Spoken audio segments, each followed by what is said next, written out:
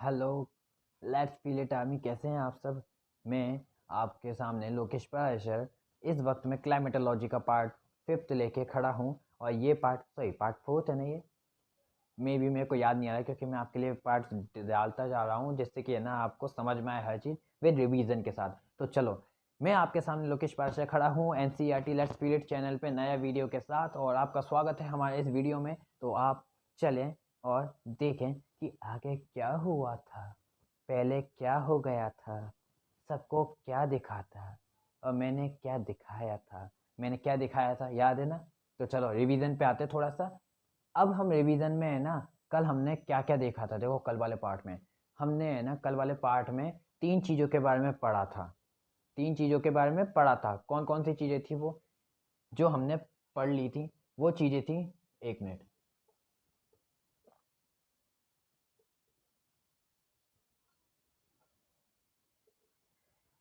वो चीज़ें थी जो हमने पढ़ ली थी। लाइन बना दूँ। ये चीज़ें थी जिनको हमने पढ़ लिया था। पहला था उसमें P G F, P G F. दूसरी थी इसमें समर सॉलिस्टिक। समर सॉलिस्टिक। अब ये 2 चीज़ हमने कल पढ़ी थी ना? पीजीएफ के साथ हमने एक चीज़ और पढ़ी थी, आइसोबार। एम आई राइट ना? आइसोबार पढ़ी थी हमने, याद है? कोई बात नहीं, फिर से आपका एक रिवीजन कर देंगे, छोटा सा रिवीजन जिसमें आपको सब कुछ वापस से रिकॉल हो जाएगा। तो ये हमने कल पढ़ा था, बट आज हम क्या पढ़ेंगे ये भी देख लें एक बार। तो आज हम उठाते हैं 2 टॉपिक्स आज भी। पहला, ये समर सॉलिस्टिक हो गया। अब आज हम पढ़ेंगे विंटर सॉलिस्टिक। विंटर सॉलिस्टिक। अब इस विंटर सॉलिस्टिक के साथ एक चीज और आज हम पढ़ेंगे, drawbacks. Drawbacks of the thermal concept of हेले। हेली बाबा की जय हो, जय हो, जिन्होंने ये नहीं, वैसे हेली बाबा की जय हो गई, बस खत्म। हेली बाबा की जय हो कर दिया अपन ने। अब हेली बाबा के क्या क्या कमी रह चुकी थी जिसकी वजह से है ना सेकंड थ्योरी दी गई, जो कि दी थी फ्लोन ने, जिसको हम कहते हैं डायनेमिक थ्योरी ऑफ फ्लोन। तो देखो, अब हमने ये पढ़ लिया था और अब हम ये पढ़ेंगे। तो पहले एक छोटा सा रिवीजन कर लेते हैं इन दोनों के बारे में, ठीक है ना? तो रिवीजन पे चलें। चलो रिवीजन पे चलते हैं। इसको मिटाकर इसको मिटा दिया और रिवीजन पे अब हम चल दिए। तो देखो, पहले हमने देखी पीजीएफ। हमने एक बात जाननी थी कि केजीएफ से पहले पीजीएफ था। केजीएफ में रॉकी था, पीजीएफ में प्रेशर है। प्रेशर किसका है? प्रेशर हवा का है, क्योंकि रॉकी क्या है? एक इंसान है, लेकिन हवा क्या है? एक प्रेशर है। प्रेशर। और ये प्रेशर किसी को भी उड़ा के ले जाती है अपने साथ। समझे क्या? समझो। ये प्रेशर काफ़ी ज़्यादा इंटरेस्टिंग है, क्योंकि ये प्रेशर से हमें पता चलता है कि किस जगह पर बादल मूव कर रहे हैं। कभी कभी आप जानते हो, कभी ऐसे बादल आपको दिखते हैं आकाश में, आसमान में, तो आप कहते हो कि भाई आज तो हवा नहीं चल रही है, मतलब कि ये बारिश तो होगी। अगर बाई चांस उसी वक्त हवा चल जाए तो वो बारिश के लिए आप कहते हो कि ये बारिश को ले जाएंगे, बारिश के बादलों को हवा ले जाएगी, कहते हो ना? तो वही हवा के बारे में आज हम देखने वाले हैं। तो उस हवा को ध्यान से समझिएगा, ठीक है ना? तो समझें। देखो, पीजीएफ। पीजीएफ की फुल फॉर्म पहले देखेंगे। यह है पी, यह है जी, यह है एफ। तो पी फॉर प्रेशर। मन ने पता है आप क्या सोच रहे हैं? मैनू सब ज्ञात है। मैं यार नहीं, पंजाबी मेरे को पूरी नहीं आती, लेकिन मन ने पता छे कि थारे दिमाग में चल लियो है। नहीं सोचियो, नहीं सोचियो। जी फॉर ग्रेडियंट। मैं ओवर एक्टिंग ज़्यादा करता हूँ ना यार। यार क्या करें यार, ओवर एक्टिंग ना करें तो आप तो नींद आ जाए आपको, तो उस ओवर एक्टिंग से आपको कम से कम नींद तो नहीं आती है। अब हम ओवर एक्टिंग को छोड़ते हैं। और ये एफ, एफ फोर, फोर्स। अब हम देखेंगे पीजीएफ को अच्छे से कि पीजीएफ की फुल फॉर्म तो है प्रेशर ग्रेडियंट फोर्स। अब पीजीएफ काम क्या करता है, एक मिनट रुकिएगा। हाँ जी, तो प्रेशर ग्रेडियंट फोर्स ये कहते हैं, पीजीएफ की फुल फॉर्म ये है, ठीक है ना। तो अब पीजीएफ के फुल फॉर्म तो हम जान गए। पीजीएफ की प्रोसेस क्या है, काम क्या करता है ये पीजीएफ, पता है? यही तो हम देखेंगे। ये हमने कल भी देखा था, फिर से रिकॉल कराते हैं आपको। देखो, पीजीएफ में डिफरेंट आइसोबार्स होती हैं। What the mean of isobar? Isobar की मीनिंग लिख दूं इधर में, ठीक है। तो it is a it is a it is a same pressure, same pressure area। समझे? क्या होता है आइसोबार? आइसोबार होता है एक ऐसा एरिया जहाँ पे है ना सेम प्रेशर हो, मतलब जहाँ पे सेम एक लिमिट की हवा चलती हो। जैसे कि रेगिस्तान, रेगिस्तान में सुबह गर्मी, भयानक वाली गर्मी, रात को ठंडी। हवा का फिक्स है ना, हवा फिक्स कर चुकी है। जैसे कि आज हम देखते हैं ट्रक वाले, ऑटो वाले, ई रिक्शा सब अपनी यूनियन बना के बैठे हैं। ऐसे ही ये हवा होती है ना जो, ये भी अपनी यूनियन बना लेती हैं। और ये यूनियन काम ऐसा करती है कि ये भैया मेरे एरिया, वो तू रख अपना एरिया, जा भग। लेकिन कभी कभी ऐसा होता है कि कोई है ना महान इंसान है ना, या तो मूर्ख इंसान या महान इंसान, क्योंकि ताकतवर जगह को छोड़ के कमजोर जगह पे कौन जाएगा, जो कि है ना मूर्ख होगा या फिर बहुत ज़्यादा समझदार होगा, है ना, जो रिस्क लेने का सोचता होगा। तो देखो, अब ये आइसोबार्स होती है ना, डिफरेंट डिफरेंट लेंथ की होती है, डिफरेंट मिली बार की होती है, मतलब डिफरेंट पावर की होती है। अब अपन है ना दो आइसोबार की बात करेंगे। जैसे कि मैंने उठाई आपके सामने 600 मिली बार की एक आइसोबार, और एक उठाई 900 मिली बार की एक आइसोबार, उठा ली। अभी आइसोबार होगी ना, देखो जैसे ये हमारी अर्थ की क्रस्ट है, क्रस्ट है जिस पे हम खड़े हैं, जिसे आज के वक्त में अगर हम नॉर्मल ज्योग्राफी पढ़ें तो हम कहेंगे प्लेट्स, लेकिन अगर हम डिटेल ज्योग्राफी पढ़ें तो इसको हम कहेंगे क्रश, ठीक है ना, क्रस्ट। तो इस क्रस्ट के ऊपर हम खड़े हैं। क्रश, याद याद रख लेना, क्रश, क्रश, समझ लेना, हाँ समझ लो। तो देखो, ये ऐसे जैसे कि हमने बनाई ये 900 मिली बार की, ये है 900 मिली बार की एक लाइन, ठीक है, एक एरिया 900 मिली बार का। और एक एरिया है यहाँ पर जो है 600 मिली बार, 600 मिली बार का ये एरिया। अब जो हवा है, जो विंड है, जिसे हम प्रेशर के नाम से जान रहे हैं, इस जगह पर एक विंड है, उसका नाम दिया है हमने प्रेशर बच्चा। तो ये प्रेशर बच्चा, नहीं यार बच्चा नहीं कहेंगे, विंड गुस्सा हो जाएगी, बच्चा नहीं, प्रेशर, प्रेशर कहते हैं, प्रेशर रेसलर, ठीक है, प्रेशर रेसलर। तो इसका नाम दे देते हैं प्रेशर रेसलर। यार नाम अच्छा नहीं लग रहा कुछ, अरे आप कुछ भी दे लो नाम, बॉक्सर, रेसलर और कराटे, जुडालू, जूडो वगैरह कुछ भी।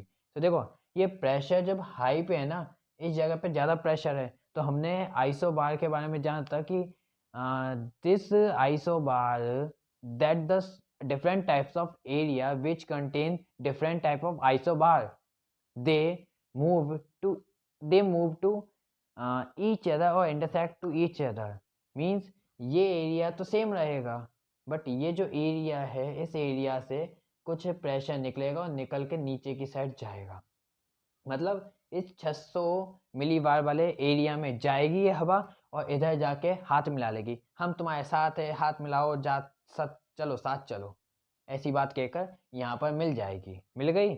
इस तरह की प्रोसेस है ना, ये प्रोसेस जो हो रही है, इस प्रोसेस को हम कहेंगे कि ये है PGF process, pressure gradient force.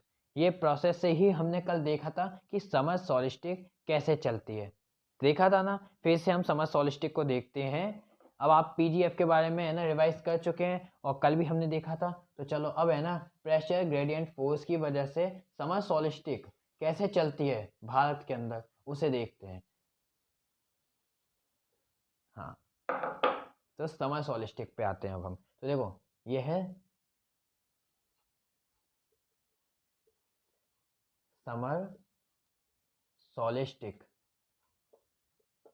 जिसके कई नाम हैं, जैसे कि गणेश जी के गणपति, विघ्नहर्ता, मोदक राज और कई ऐसे नाम है ना। ऐसे ये समर सॉलिस्टिक के कई नाम है। पवन देव ऐसे ही थोड़ी छोड़ देंगे, पवन देव, वायुदेव, कई नाम है ना इनके ऐसे ही।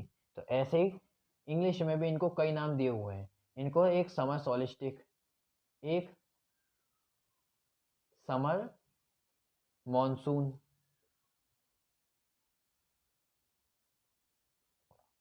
एक है समर सॉलिस्टिक, एक है समर मॉनसून, और एक नाम और है जिसको हम कहते हैं साउथ वेस्ट मॉनसून। अभी ये तीनों नाम के बारे में आपको समझाऊंगा कैसे कैसे दिए गए। तो उससे पहले हम एक छोटा सा डायग्राम बना लेते हैं और अपनी छोटी सी कला का आपके सामने प्रदर्शन करता हूँ कि मैं कितनी जल्दी भारत का मैप बना सकता हूँ। देखिए चलिए आप भी ट्राई कीजिएगा।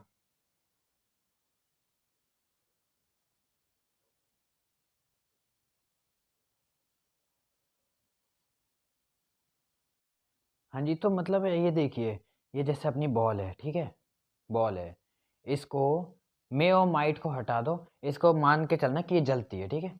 अब इसको अगर मैं आग के ऊपर रख दूं, आग के ऊपर रख दूं तो जल जाएगी, ये पूरी एक साथ में जल जाएगी, हाँ ना, है ना। लेकिन अगर उसी जगह मैं इसको ऐसे मतलब तोड़ दूं, इसको अच्छे से पूरी तरह से तोड़ दूं और फिर आग के ऊपर रखूं, फिर आग के ऊपर रखूँ तो इसके कुछ पार्टिकल्स तो इधर उधर फैल जाएंगे ना, तो वो तो बचेंगे। मतलब हम आग के ऊपर रख रहे हैं ना एक पूरी बॉल को, तो वो जल जा रही है, जल रही है क्योंकि वो एक साथ में है। जैसे कि ये एरिया एक साथ में है, एरिया एक साथ में है, इसलिए ये जल रहा है। सीधी गर्म सीधी इसमें रोशनी पड़ रही है, सूरज की किरण पड़ रही है, जिससे ये जल जा रहा है। लेकिन उसी जगह पर इस समुद्र की बात करें तो ये चारों तरफ फैली है। अब इस बॉल को तोड़कर इसके है ना चारों तरफ फैला दूं इसे, और फिर आग पर है ना ऐसे ऐसे यूं इस तरह से छोड़ दूं आग पर एक साथ में, तो कुछ पार्टिकल्स इसके इस बॉल के कुछ चारों तरफ फैल जाएंगे ना, जो है ना आग से बच के, आग के पास में जो प्रेशर होगा उसे यूज़ करके चारों तरफ फैल जाएंगे, तो वो तो बच जाएंगे ना, तो वो तो जलेंगे नहीं ना। तो बस ऐसा ही ये है कि समुद्र का ऊपरी हिस्सा तो है ना गर्म हो जाएगा। ये वक्त कौन सा होता है, जून के वक्त की हम बात कर रहे हैं। जून में, जून में आती है समर सॉलिस्टिक। ये जून में है ना ऊपर का हिस्सा तो गर्म हो जाएगा जल्दी से, लेकिन नीचे का समुद्र का हिस्सा वो तो ठंडा ही रहेगा ना, वो धीरे धीरे गर्म होगा। लेकिन ये एरिया तो जल्दी गर्म हो जाएगा, तो इसका टेम्परेचर तो जल्दी से इंक्रीज हो जाएगा और प्रेशर डिक्रीज रहेगा, क्योंकि हम जानते हैं कि एक इन्वर्स रिलेशन होता है टेम्परेचर इज इक्वल टू नहीं, टेम्परेचर का एक इन्वर्स रिलेशन होता है 1/प्रेशर से। हम जानते हैं ना ये, क्योंकि टेम्परेचर जहाँ पे ज़्यादा है वहाँ पे प्रेशर कम होगा, और जहाँ पे प्रेशर ज़्यादा है वहाँ पे टेम्परेचर कम होगा। ये एक इन्वर्स रिलेशन है जो कि मानो या ना मानो लेकिन आपको याद रखना ही पड़ेगा। ये एक सांप और नेवले की लड़ाई की तरह है, या फिर सास और बहू के झगड़े की तरह है, जो कभी भी सुलझ नहीं सकता। इस भाई मानो टेम्परेचर है सासू जी और प्रेशर है बहू जी, दोनों है ना एक दूसरे से लड़ती रहेंगी, आप चाहे कुछ भी कर लो, इसलिए ये इन्वर्स रिलेशन है। अब जब ऊपर तो टेम्परेचर ज़्यादा है और नीचे प्रेशर कम है, मतलब सॉरी ऊपर टेम्परेचर ज़्यादा है और प्रेशर कम है, उसी तरह ये सूरज की किरण पानी पे पड़ेगी तो नीचे धीरे धीरे गर्म होता जाएगा, नीचे पानी के पास धीरे धीरे टेम्परेचर बढ़ेगा, लेकिन धीरे धीरे बढ़ेगा। इसका सीधा मतलब क्या है कि अभी तो टेम्परेचर डिक्रीज है, लेकिन प्रेशर क्या है, अगर यहाँ पे टेम्परेचर डिक्रीज है तो प्रेशर पे इंक्रीज हुआ, because of inverse relation of the temperature and pressure. That's why we know about that at the time of temperature and pressure, we know that if we have the we have the increase isobar, we have the costly isobar, या फिर कहें तो we have a isobar which contain more millibar, which contain more millibar. इस जगह पर pressure ज़्यादा है, मतलब यहाँ पे जो एरिया होगा, जो आइसोबार होगा, वो ज़्यादा हवा को लेके बैठा होगा, है ना। और इस जगह पर प्रेशर कम है, तो मतलब इस जगह पर कम प्रेशर को लेके बैठा होगा। तो हमने देखी थी एक, ये जैसे कि क्रस्ट, ये हमारी क्रस्ट है, और इस क्रस्ट के पास में ये दो डिफरेंट टाइप के आइसोबार्स हैं।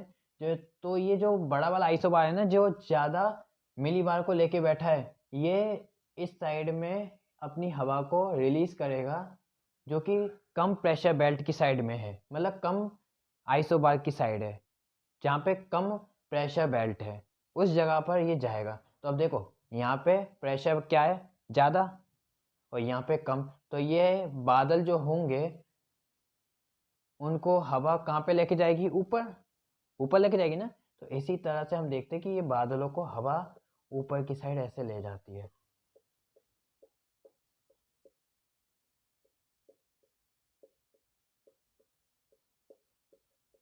ऐसे ले जाती है हवा बादलों को ऐसे।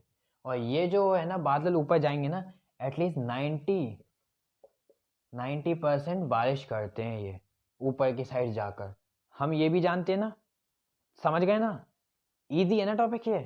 तो ऐसे है ना समर सॉलिस्टिक की, और जिसे हम साउथ वेस्ट मानसून और समर मानसून कहते हैं। अब ये साउथ वेस्ट मानसून क्यों कहा था हमने, तो देखो हम एक ऐसे डायरेक्शन हम जानते हैं, ये है हमारी ईस्ट, ये हमारी वेस्ट, ये हमारी साउथ, और ये हमारी नॉर्थ, जानते हैं ना।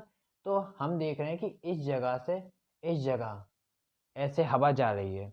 तो ये देखो किस जगह पर, इसकी पूंछ को देखो, पूंछ को, ये है पूंछ, ये पूंछ किस जगह पे, साउथ और वेस्ट के बीच में ना, इसलिए इसको कहा गया साउथ वेस्ट मानसून, जो साउथ वेस्ट से ऊपर की साइड जाता है।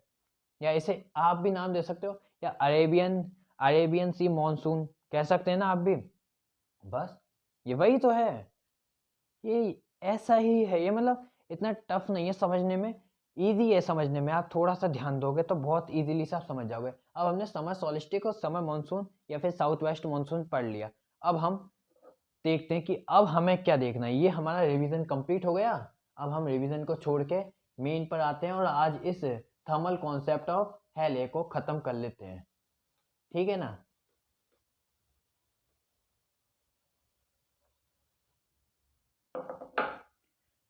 तो देखो, अब हमने देखा था जून के वक्त में जो समर मानसून आता है, अब हम देखेंगे दिसंबर में जो विंटर मानसून आता है। इसका क्या क्या नाम दिए हैं इसको, एक है इसका नाम विंटर मानसून, एक इसका नाम है विंटर सॉलिस्टिक, और एक इसका नाम है नॉर्थ ईस्ट मानसून। हाँ जी भाई, अब ये बताओ बादल कहाँ पे बनेंगे, जहाँ पे पानी ज़्यादा होगा, जहाँ पे पानी ज़्यादा ऊपर आएगा, है ना।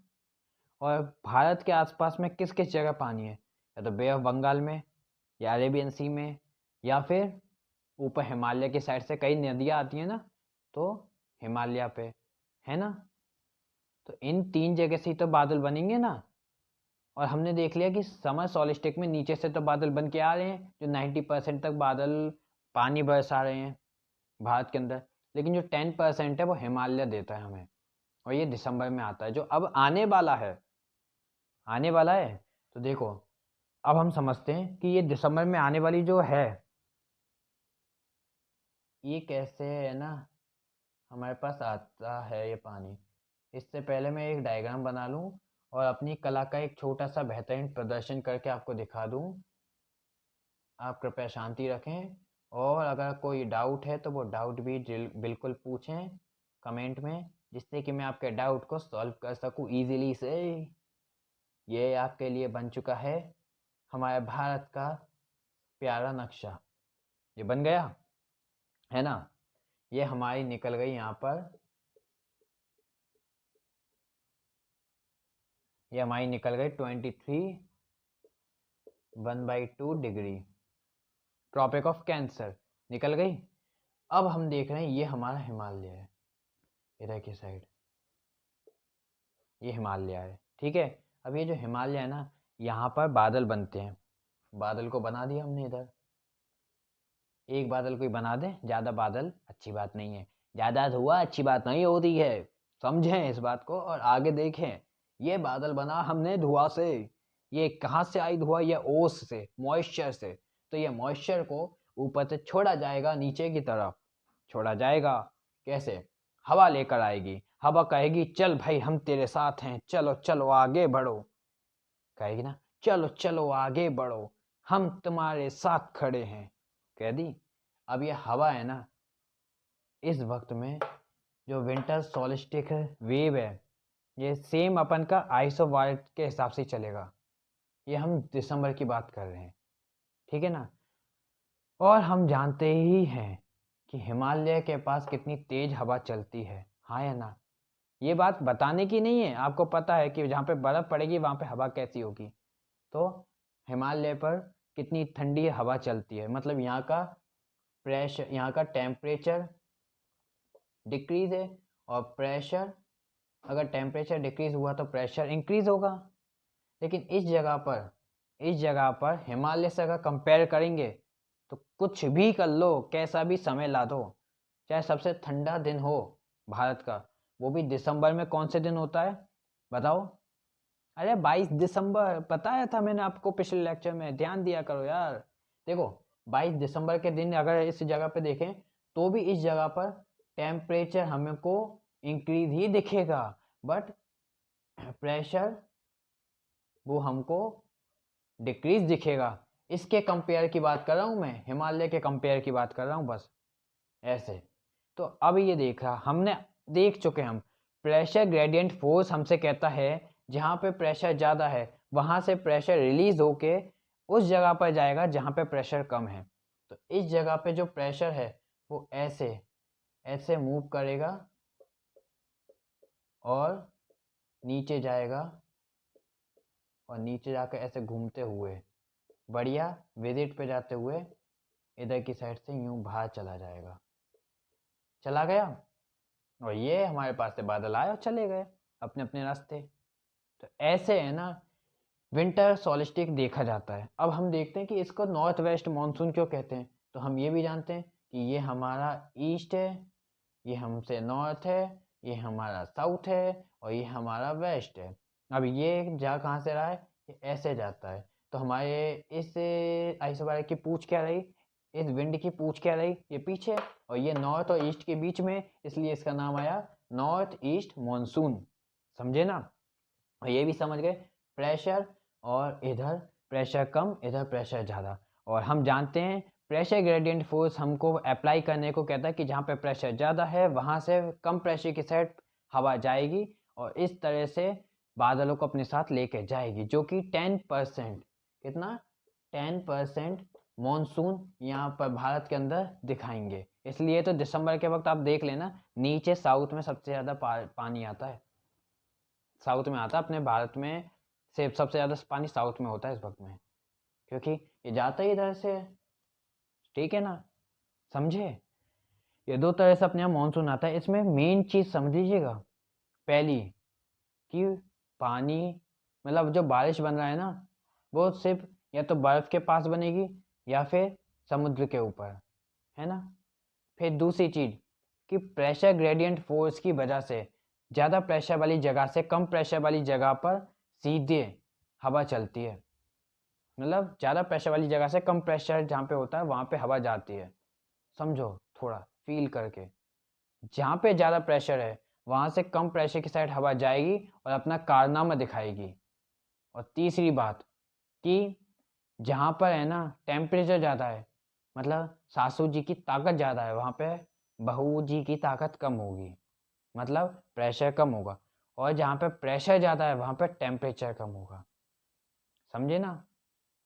बस ये हमारा थर्मल कॉन्सेप्ट ऑफ हेले इस तरह से ख़त्म होता है।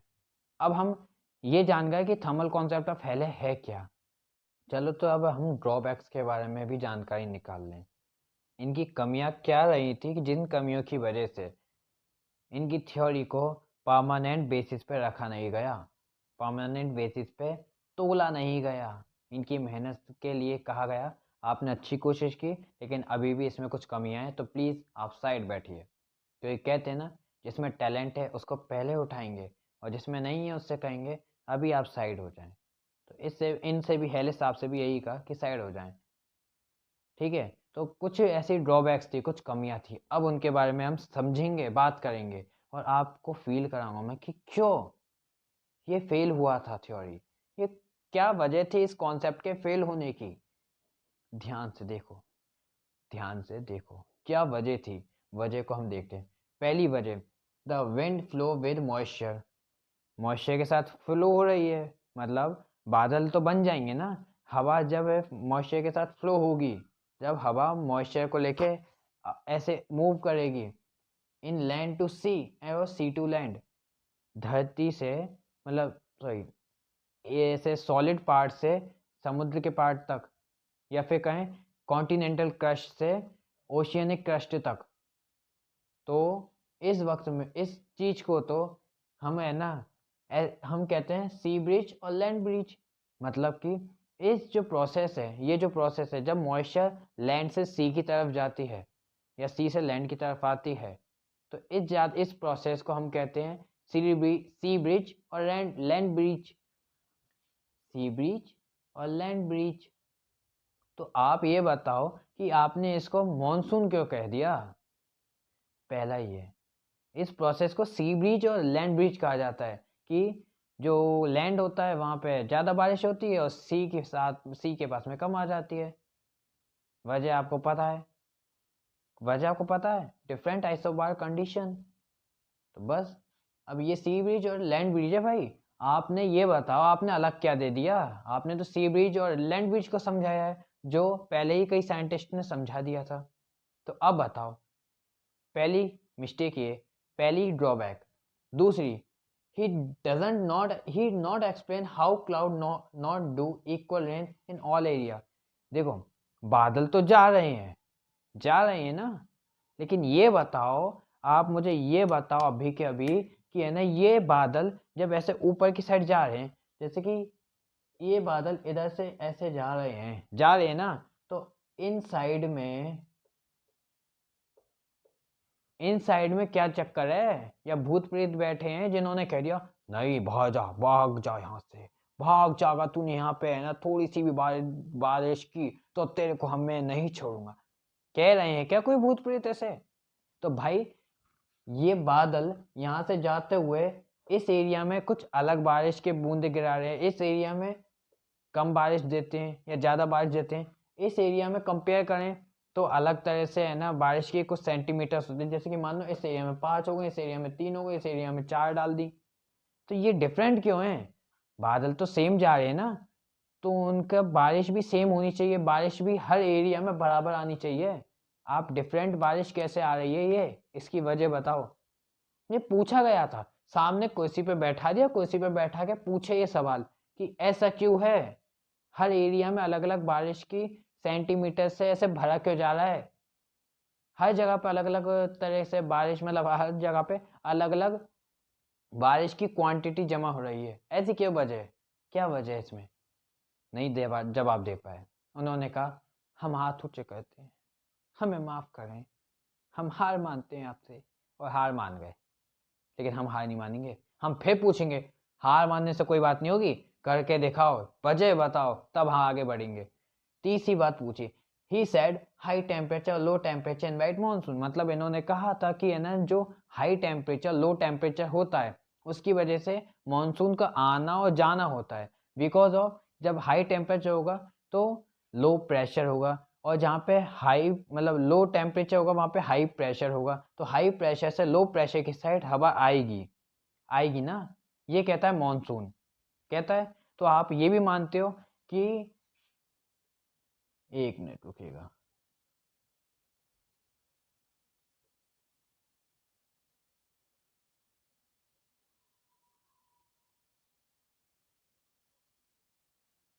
एक नॉर्मल मैप बनाया मैंने, ध्यान इसमें देना कि इधर की साइड हम देखते हैं कि है ना, इधर की साइड है हिमालय पर्वत, है ना, यहाँ पर यहाँ पे हिमालय पर्वत है, तो मतलब यहाँ पर तो प्रेशर ज़्यादा ही होगा, यहाँ पे तो प्रेशर ज़्यादा होगा, टेम्परेचर कम होगा, है ना।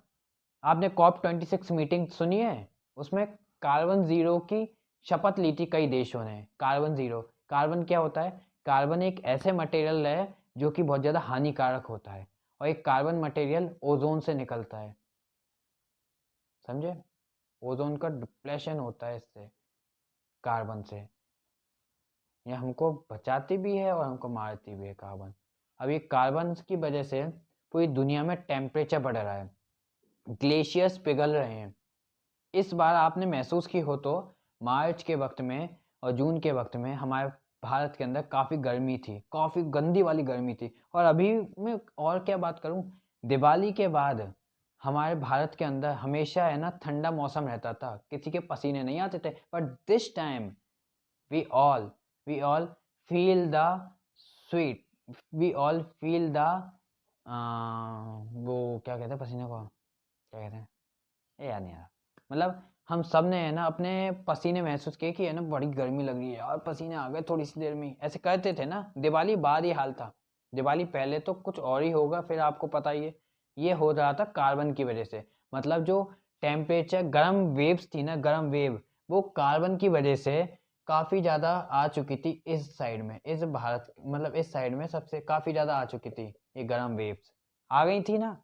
तो इसका मतलब तो क्या हुआ, यहाँ पे टेम्परेचर हाई है और प्रेशर कम, है ना। तो सीधी बात है भाई, ये एरिया प्रेशर बेल्ट का दिख रहा है कि यहाँ पे प्रेशर कम है और यहाँ पे ज़्यादा है। तो हम जानते हैं कि ज़्यादा प्रेशर कम प्रेशर को हवा देता है, लाता है। तो यहाँ पे जो बादल बन गए वो यहाँ पे अब तक क्यों नहीं आए? ये तो मार्च में ही आ जाने चाहिए थे, मार्च अप्रैल में ही। अप्रैल में ही गर्म वेव आ गई थी अपने भारत के अंदर, पसीने आना शुरू हो गए थे, टेम्परेचर बढ़ गया था। तो क्यों then why not these clouds are not came at that side, what the reason of behind it? ये बातें पूछी गई। ये आज के वक्त में सवाल उठा कि भाई हेले साहब, ये है ना प्रेशर कम, ये प्रेशर ज़्यादा, तो इस साइड से बादल अब की बार अप्रैल में ही क्यों नहीं आए? जुलाई में आए थे, जून में भी नहीं आए, सॉरी जुलाई में भी नहीं, अगस्त में आए थे। अगस्त में याद करो आप, 10 अगस्त के आसपास अपने यहाँ बारिश आई थी पहली बार, मतलब पहली बारी बारिश इस साल। तो ऐसे यहाँ से है ना, जब अप्रैल में ही आ जानी चाहिए थी, क्योंकि टेम्परेचर यहाँ ज़्यादा प्रेशर कम है और यहाँ पे प्रेशर ज़्यादा टेम्परेचर कम, मतलब हवा चल के इधर आनी ही आनी है। तो क्यों नहीं आई? वजह बताइए। नहीं बता पाए वजह, फिर से हम नहीं बता सकते, हम हाथ ऊँचे करते हैं। हाथ ऊँचे करने से कुछ मतलब ही नहीं, हमारे तो अंदर सवाल हैं भाई। हनुमान जी के अवतार हम भी तो हैं।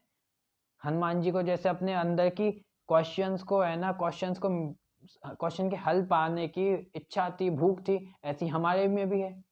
तो ये वाला भी चलो आप नहीं बता पाए, आप 3 हमें नहीं बता पाए, ये कैंसिल, ये कैंसिल और ये कैंसिल, ठीक है कैंसिल करिए। फोर्थ उठा लो, फोर्थ उठा लो। He doesn't know about the direction, direction के बारे में उनको हवा होश ही नहीं, हवा ही नहीं। भाई डायरेक्शन क्या होता है? मैंने आपसे पूछा भाई, ये हवा ऐसे जा रही है, मतलब ऐसे जा रही है, ऐसे जा रही है, जा रही है, क्यों? क्या वजह है?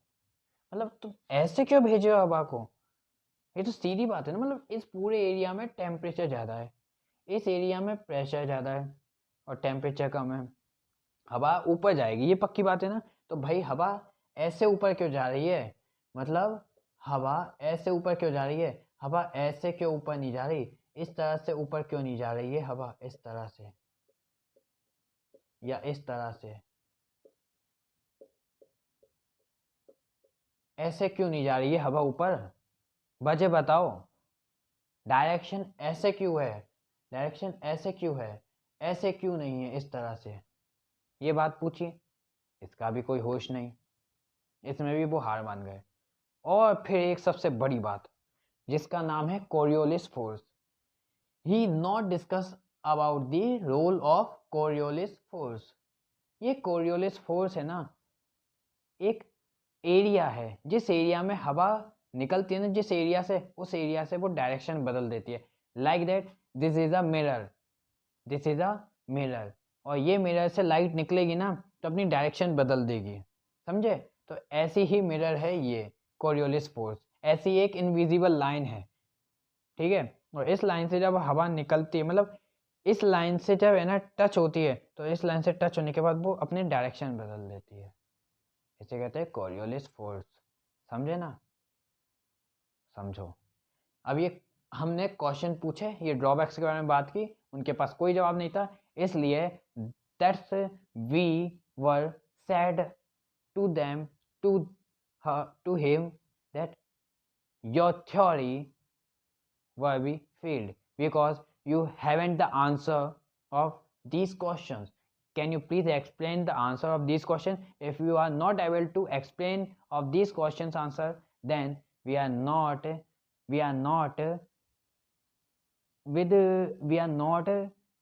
read this theory more after that time. सीधी बात भाई, हम नहीं मानेंगे इस समय के बाद से आपकी थ्योरी को बहुत ज़्यादा, क्योंकि आपकी थ्योरी ने इस ड्रॉबैक्स को ध्यान में नहीं रखा, इन ड्रॉबैक्स पे जवाब नहीं दिया। तो आप जवाब दें और उसके बाद हम आपको मानेंगे कि आपकी थ्योरी काम की है। तो आज का लेक्चर हमारा ख़त्म होता है, और मेरे को यकीन है कि आपको ये लेक्चर काफ़ी पसंद आया होगा। तो please guys, please friends, please students, subscribe, share और लाइक में कमी नहीं हो। शेयर आप जितना करोगे उतना हमारे लिए अच्छा होगा, क्योंकि हम इस चैनल को बड़ा करेंगे, काफ़ी बड़ा करेंगे, उस सेटअप और इंक्रीज़ करेंगे, और साथ ही साथ में मैं आपके लिए और भी चीज़ें लाऊंगा, और भी कोर्सेज लाऊंगा, जैसे कि हिस्ट्री, पॉलिटी, मतलब एज अ यूपीएससी एस्पिरेंट के लिए भी मैं कई सारी चीज़ें लाऊंगा। मैं खुद तैयारी कर रहा हूँ, लेकिन मैंने इतनी आपको सच बताऊँ, मैं हर चीज़ को फील करके है ना, हर चीज़ को ईजिली से समझ सकता हूँ। तो मैं वही ईजिली से समझने की बातें आपको सिखाता हूँ, जिससे कि आप भी समझ सको, समझे ना। अभी फ़िलहाल मिलते हैं अगले वीडियो में। Good night, bye bye, see you. Like, share, comment करना ना ही भूलिएगा, क्योंकि मैं लोकेश पाराश आपके साथ हमेशा ऐसे ही बना रहूँगा, आपकी सेवा में हाजिर रहूँगा, हाजिर, ठीक है। Bye bye.